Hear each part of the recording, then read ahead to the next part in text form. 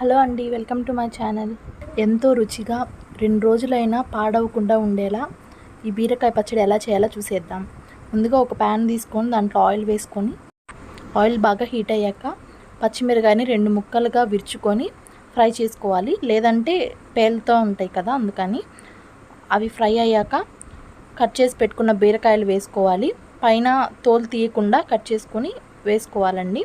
అవి ఒక 5 minutes fry అయ్యాక అవి తీసుకొని పక్కన పెట్టేసుకోవాలి. లైట్ బ్రౌన్ కలర్ వచ్చేదాకా ఫ్రై చేసుకొని తర్వాత కట్ చేసి పెట్టుకున్న టమోటాలు వేసుకొని ఆయిల్లో ఫ్రై చేసుకొని కొంచెం వాటర్ పోసుకొని ఒక 10 మినిట్స్ బాగా కుక్ చేసుకోవాలి. మూత పెట్టి ఒక 5 మినిట్స్ కుక్ చేసుకున్నాక ఒక జార్లో పచ్చిమిరకాయలు, చిన్నులపాయలు, కొంచెం చింతపండు, కొంచెం కల్లుప్పు వేసుకొని బరకగా మిక్సీ పట్టుకోవాలి. టమోటాలు కుక్ అయ్యాక చల్లార్చుకొని అవి కూడా వేసుకొని కొంచెం బరక పచ్చడి ప్రిపేర్ చేసుకోవాలండి మిక్సీ పట్టుకొని. తర్వాత తాలింపుకి ఒక ప్యాన్ తీసుకొని దాంట్లో ఆయిల్ వేసుకొని పోపు వేసుకోవాలి.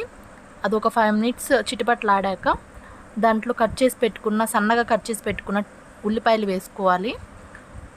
4-5 ఎండుమిరగాయలు కూడా వేసుకొని ఒక 5 మినిట్స్ బాగా బ్రౌన్ కలర్ వచ్చే వరకు ఫ్రై చేసుకోవాలండి. లాస్ట్లో కొంచెం కొత్తిమీర అయినా కరివేపాకు అయినా వేసుకొని చిటపట్లాడిచ్చి అలా మీడియం ఫ్లేమ్లో పెట్టి ఒక 5 మినిట్స్ బాగా కుక్ చేసుకోవాలి.